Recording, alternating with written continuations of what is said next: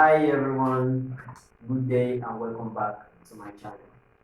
Last week we talked about Ethereum. We discussed Ethereum as an open source, globally decentralized computing infrastructure that executes smart contracts. And we discussed Bitcoin as a currency that is only meant for trading purposes, for cryptocurrency trading purposes. We talked about Ethereum basics. We also talked about how Ethereum came into existence. We described Ethereum as the world computer, and then we also described Ethereum as Turing complete. Yeah, the word Turing is not an English word. Turing is the name of an English mathematician that developed a mathematical model for a computer. We also talked about wallets. We talked about the types of wallets. We gave examples. We defined a wallet as an application software that helps us to manage our Ethereum accounts. This week, today, we are going to be talking about the Ethereum use cases. Ethereum has a lot to offer. Use cases of Ethereum. We have DeFi, which is decentralized finance. We have NFTs, non-fungible tokens. I guess you've heard of the word NFT. And then we have the decentralized autonomous organizations, in short, DAO. And then we have the decentralized social networks. We have decentralized identities. These are Ethereum use cases. So in this video, I'm going to explain all these, and I promise to make it interesting for you. I just want you to sit down, relax, and enjoy this video. So firstly, we are going to be talking about DeFi. What is DeFi? I'm sure you've heard of the word DeFi. It's not a new word, though some people pronounce it as DeFi, but that's just the wrong way. It is called DeFi because DeFi is actually the short form of decentralized finance. So DeFi is decentralized finance. What is DeFi? Yeah, DeFi is a collective term for financial services and products that are accessible to anyone using the internet. Yeah, using the internet. And then in the case of Ethereum, anyone that uses Ethereum. Ethereum is not the first DeFi application. It remains Bitcoin. Bitcoin was the first DeFi application. And then we are also going to talk about the difference between decentralized finance and traditional finance. What makes DeFi better than traditional finance? So firstly, let's say number one, for traditional finance, you would have to use your centralized identity to create an account in centralized finance. But in decentralized finance, you don't need a centralized identity. All you need to create an account, or you need to create an Ethereum account. It's a working internet connection. Now, the second difference between decentralized finance and traditional finance is that in decentralized finance, you have complete control over your account. But in centralized finance, you are not in control of your accounts. The third difference between decentralized finance and centralized finance. Yeah, in centralized finance, your account is being controlled by the institution you created that account with. unless even the government can control your account in centralized finance. But in decentralized finance, there's nothing like that. That's why we call it decentralized. They are non-custodial. No one can control your account. You are the only person that can control your account. You are the only person that can move and control. You are the only person that can move any fund. You are the only person that can trigger any transaction in your account. And then going to the fourth difference, in centralized finance, your account can be made unavailable at any time by the government or the institutions. That is when in centralized finance, your accounts can be made unavailable at any time by the institution or the government, because sometimes there might be power outage or whatever, or maybe there's an issue at the bank and then your account will be inaccessible for some time, or in some cases your account might be shut down by the institutions or by the institution. So in decentralized finance, there is nothing like that, because in decentralized finance, information is being stored on the blockchain, and then the nodes are used to validate transactions and all that. So no matter what, you will always be able to access your account. The only way that you will not be able to access your account is probably, let's say, maybe there's a war going on to happen. And then a fifth, and then centralized finance, because the institution controls your account, they can decide to remove funds. There are hidden charges that you don't know about, and then suddenly you see that money has been deducted from your account, which is actually wrong. It's not supposed to be so. Finance is not meant to be so. In centralized finance, they do all that. Transactions are being triggered without your consent, and then in some cases you might, for example, let's say you are using an account.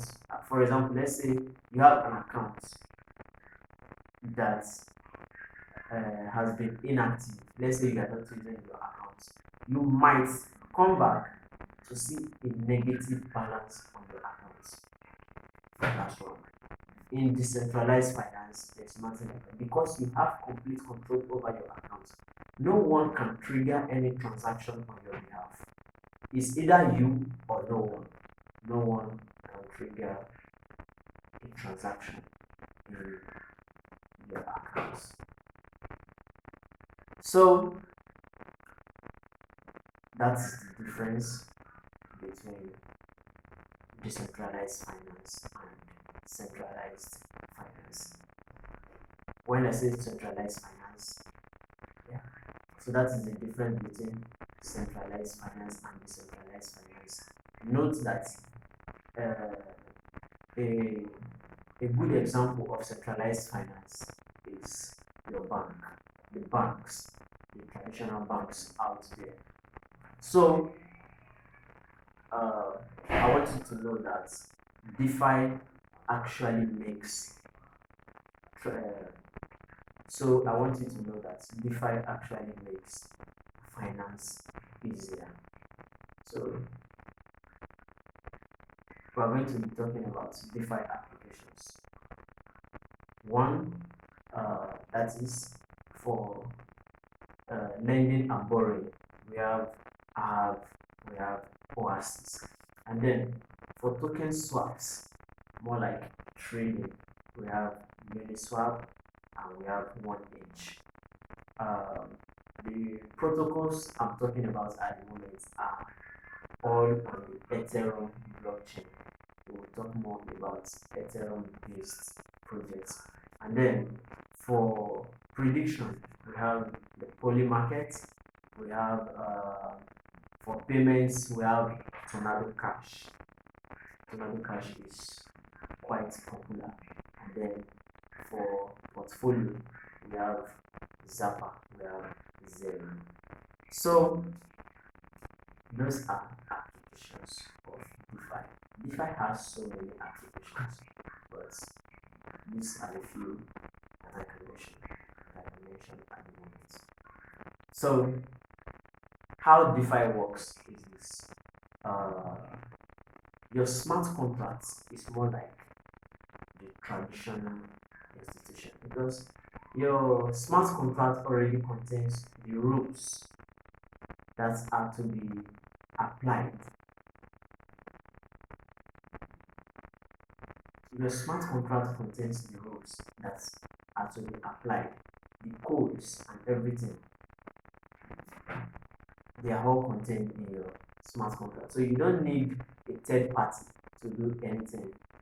Just like in your centralized finance. In fact, one problem of centralized finance is the fact that your transaction might take so long to deliver. Some can take 2 to 3 days. Some can even take 1 week, as in the case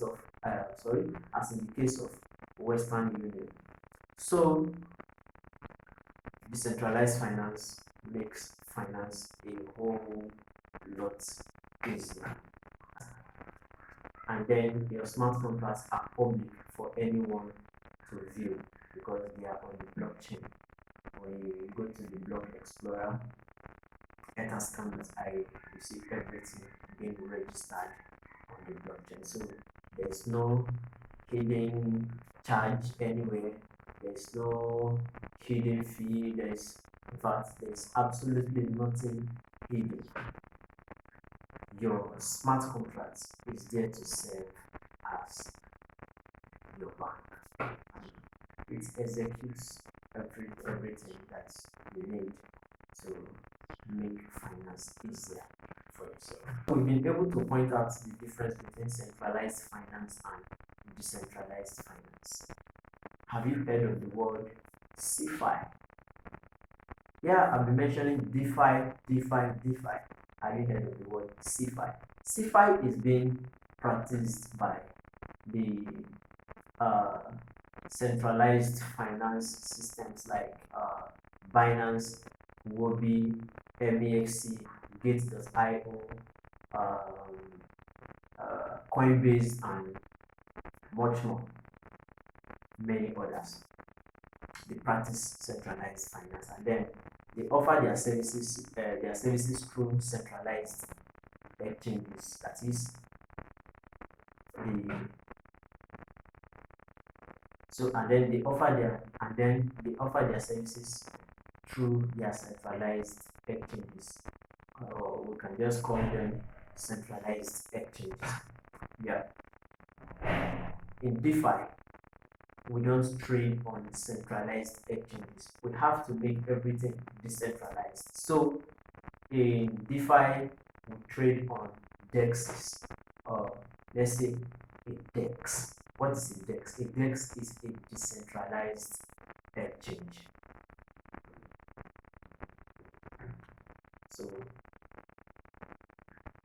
So we trade on DEXs where you have complete control of your account.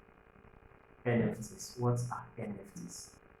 NFT is a short form for non-fungible tokens.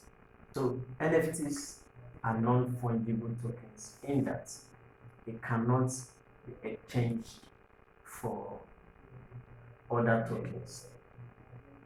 For example, Mr. A has an NFT. Mr. B has an NFT. Now, let's say Mr. A gives his NFT to Mr. B, and Mr. B gives his NFT to Mr. A. They are not giving each other the same thing. Why?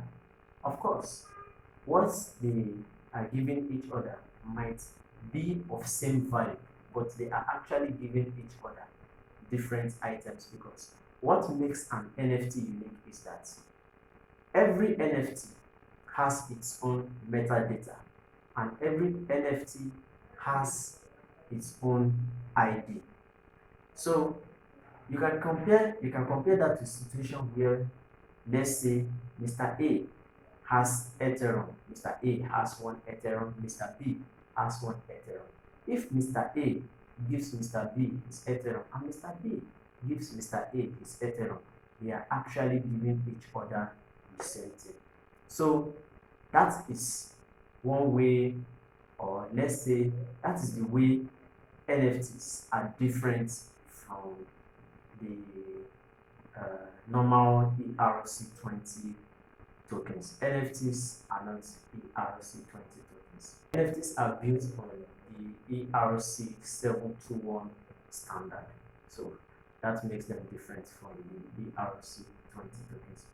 Now we are going to talk about the type of digital arts that NFTs are.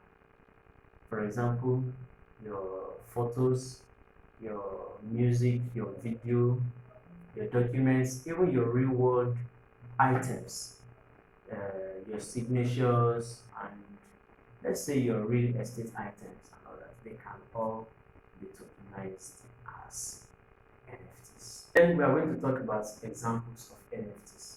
What are those NFTs that you've heard of? Okay, let me start by mentioning the most popular, to me, it is the most popular NFT out there, the Bored Ape NFT. We have the Bored Ape NFT, we have the Move to End NFT. Let's say the Bored Ape NFTs, the Move to End NFTs, because they don't create only one copy. And the environmental impact of NFTs is almost negligible. In fact, since when Ethereum transitioned to proof of stake, which is less energy consuming, NFTs, the environmental impact of creating NFTs is negligible. So they don't really consume power. It takes little or no effort to create an NFT. NFT security. NFT security comes from the Ethereum algorithm, which is proof of stake.